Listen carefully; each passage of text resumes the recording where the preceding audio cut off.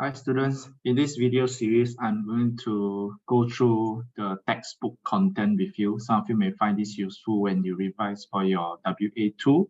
So as I go through this video, it'll be good for you to have your textbook with you.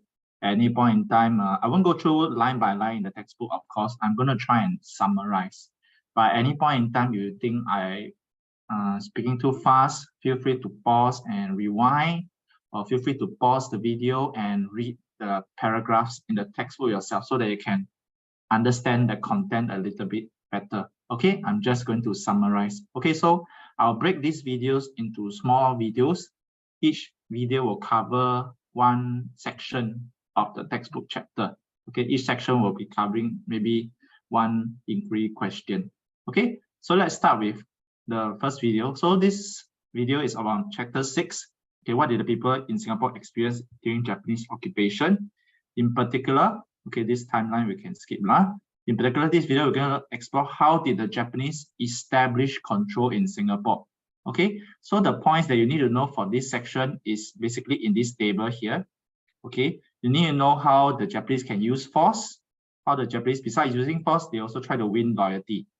Okay, within using force, you should know at least a few of them. In case I ask you an essay topic, describe how the Japanese use force, you must be at least be able to tell me at least two of the points here. If I ask you describe or explain how the Japanese won the loyalty of the people, same thing, you must know the sub points here lah. Okay, so in this video, I'll go through each of the sub points here, how the Japanese use force and how they win loyalty to control the people in Singapore. Okay, now let's look at, so if you need to memorize anything, memorize this table. Okay, this will help you to understand this subsection. Okay, so let's look at the first one. So under using force, there are a few ways the Japanese use force. Okay, so the first way is using harsh punishment. This one, I think most of you understood this point quite well already. So they have to use torture to sometimes get information out of all the people they arrested, right? Sometimes they use, remember there's this one where we learned in class about plucking fingernails, displaying their heads on sticks. So you can see the heads were displayed publicly in places, things like that. Okay, we also learned that there was this group of people called the Kempeitai that encouraged people. They were basically like the spy of the military police of the Japanese, and they were always trying to find those who are being anti-Japanese. Okay, so they use a lot of force, and sometimes they will resort to using torture and beating them until they get whatever information that they want. Okay, sometimes they may be in prison, sometimes they may just straight up execute you. Okay, to make an example of you, like if they know you are anti-Japanese and they torture you and they kill you and they show it to everyone, everyone else will become much more fearful. Okay, so the next one is imprisoning allied soldiers. Okay, so imprisoning allied soldiers, what is it about? Okay, imprisoning allied soldiers, firstly you must know who is allied. Allied refers to basically the British soldiers that were fighting the Japanese. Okay, so one way they control the people in Singapore is by imprisoning all these allied soldiers. You must know that soldiers can fight. They can fight back and try to get out of the Japanese. So after the Japanese conquered Singapore, they threw a lot of these allied or British soldiers. They call it allied because there were British soldiers, there were New Zealand soldiers, there were Australian soldiers, there were Indian soldiers. They are all part of the British Empire. So they were all, at the time, some of them fighting in Singapore, okay, helping the British. Okay, so a lot of them became what we call POWs, okay, and they have to sometimes be humiliated. You see here, they were marched from Bukit Timah to Changi Prison. So Changi Prison is where a lot of these prisoners were kept. So by keeping the prisoners in prison, okay, it allows the population to be controlled because these soldiers, they may rise up against the Japanese. So we keep them in prison so that they cannot create any more trouble. All right. Okay. So the next factor, Sukching. Sukching, something you all quite learned before already in your WA1. Okay. So Sukching basically refers to the operation where many of the anti-Japanese people, okay, so anti-Japanese people, okay, they were brutally purged. Brutally purged, basically brutally killed, okay? is a violent removal of a group of people, okay? And most of the people targeted were the Chinese, because the Chinese at the time, a lot of them were opposing to Japanese rule, okay? When China was invaded by Japan, many Singapore Chinese, they sent money, they sent food back to China to help defend China against Japan. So when Japan invaded and conquered Singapore, they started hunting down a lot of all these Chinese which they think will be anti-Japanese. Okay, so they conducted a lot of mass screening to check on people. Okay, of course, this was done a lot by the Kempeitai, the military police, and many people, up to 6,000 people were killed. Okay, however, some people think the figure is even higher, up to 50,000. And so there is Operation Suk Ching. Okay, so I'll move on to the next page. Another way of using force, you can see all these torture weapons, all these scenes of execution and all this, okay, very brutal stuff. Okay, notice I'm just covering the white points because those are the main content, okay? Any point really, you need to read up a little bit more, feel free to pause the video and read a bit, okay? Now, coercing the Chinese business community, what does that mean? Okay, why is that a way of controlling? So what you need to know is Chinese people, a lot of these rich people, okay, they are quite rich, okay? They will consider the richer, okay? They are rich. And one of the reasons why they want to target these rich people is because, okay, they know that they can get money out of them. Okay, so they will ask all these rich Chinese to give contribution, okay? And the Japanese ask all these people to give money to the Japanese government, okay?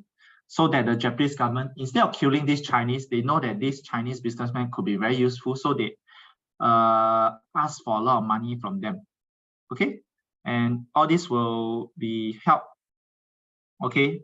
This was in a way to punish the Chinese community, okay? So they take their money away. So that's one way of controlling the population, by taking away their money, so they cannot use this money for, to do anti-Japanese stuff, to give to the British, to fund people who are trying to fight against the Japanese. So they took away a lot of the money from the Chinese business community. Those who weren't killed, they'll try to take their money, okay? So that was using force, okay? So now, okay, remember there are a few ways the Japanese control, right? They're using force, and now we look at the nicer methods, less violent methods, which is winning loyalty. So there are these five points under here. So I'll go through these 5 very quickly. Okay, so what does winning loyalty mean? Winning loyalty means they want people to want to follow the Japanese. So they do that. One of the way is using propaganda. Okay, we learned this in class. Propaganda is basically a way to try to influence the mind of people in Singapore. Okay, and one of the way to do it, okay, would be to try and send a lot of message to force people to believe it. So for example, you can see propaganda posters, photograph, all this will be used to try and make people more loyal to the Japanese. Okay, there's this one point here that I think we didn't really go through in class very much, but you can see one example was the Indian, how the Japanese targeted the Indians to try and win over their support. Okay, so for example, they say the Japanese promised to help free India from British rule, and they created this Indian National Army, okay, to recruit Indians to fight against the British India, okay, and okay, so one of the way, okay, to try and get people to win you over is to tell them, I'll help you to achieve what you want. So many Indians back then, India was under British rule, so they were telling the Indians, if you join me, you join the Japanese, I will help you to free India from the British. So they are trying to brainwash them into thinking the Japanese will actually help them. Okay. Now, let's look at the other point now. Providing benefits to locals is also another way to try and win people over. So the main point you need to know about this one is, okay, they give favorable treatment to certain groups. And some of the groups that gain favors were the Malays, okay? So for example, the Malays, okay, they were treated less harshly by the Japanese, My pen drawing skill isn't very good. Let me try and use my stylus.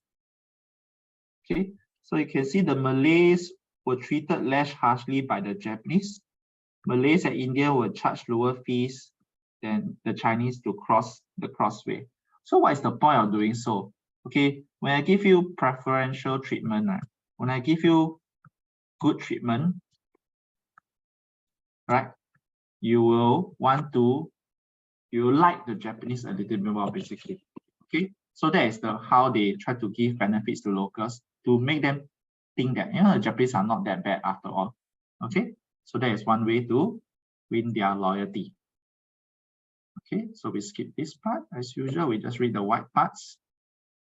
Okay, so the last 2 pages.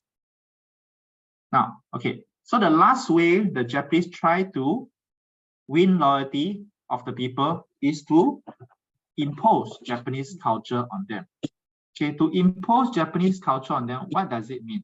Okay, basically it's trying to give the locals understand the Japanese culture. Okay, if you love